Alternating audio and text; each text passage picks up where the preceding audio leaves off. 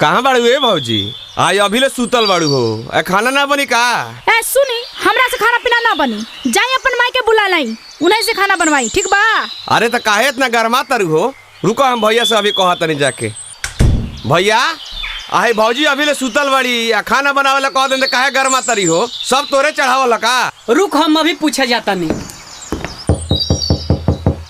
का हो, काहे सुतल बाड़ू?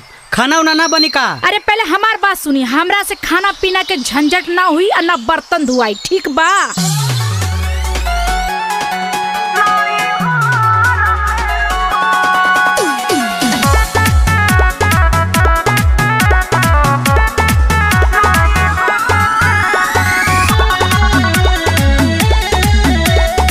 माँ वैष्णो रिकॉर्डिंग स्टूडियो दिल्ली।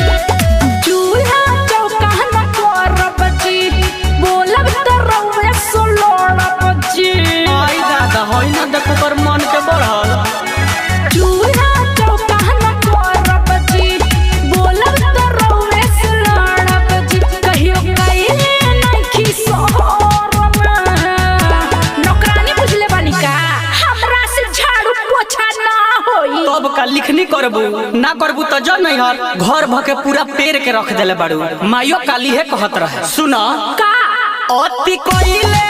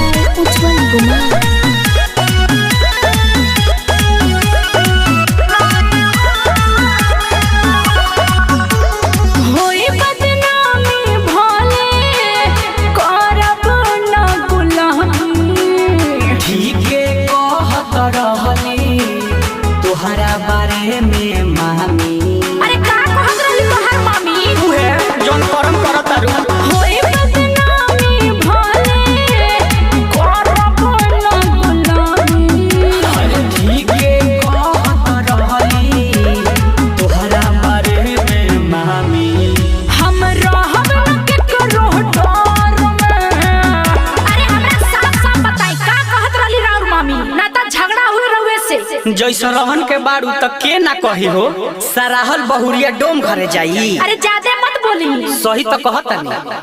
अति कइले बाड़ू हो, अति कइले बाड़ू तू तो हमारा घर में जाके नई हर में रह, ओही जे पता चली तोहरा साल भर में जाके नई